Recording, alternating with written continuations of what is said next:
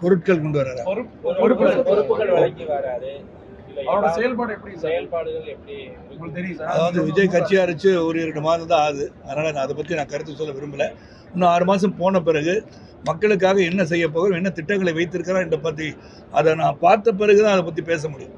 இல்லாட்டி நீங்கள் என்ன பண்ணுறான்னு சொன்னால் நான் ஒரு பொலிட்டிக்கல் அனாலிசிஸ் எல்லாம் பண்ணி ஒவ்வொருத்தரும் கட்சி ஆரம்பிக்கும் போது இந்த கட்சி எப்படி வரும்னு சொல்கிறவனா இல்லை, நான் இருக்கின்ற கட்சி எப்படி இருக்குன்றதெல்லாம் கேட்டிங்கன்னா அதை சொல்லுவேன். சார் ஒன்றும் இல்லை, அவர் குறிப்பாக பேசுகிற விஷயங்கள்லாம் பாஜகவுக்கு எதிரான சில விஷயங்கள் பாஜக எதிராக பேசுகிறாரு. அதை எப்படி பார்க்குறீங்கன்னா நீங்கள் பாஜக இல்லை, அது ஒரு கொள்கையாக இருக்க முடியாதுல்ல.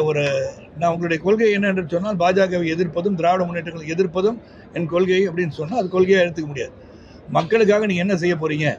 இப்போ இருக்கிற ஆட்சியாளர்கள் இருந்த ஆட்சியாளர்கள் மக்களுக்கு இன்னும் இதெல்லாம் செய்யலை, நான் புதிதாக திட்டத்தை உருவாக்கி செயல்படுத்த போகிறேன் என்று சொன்னால் அது கொள்கை. ஏன்னா அவருடைய பேச்சுக்கு நான் ஏற்கனவே சொல்கிறேன், அன்றைக்கே சொன்ன முரண்பட்டு இருக்கிறார்.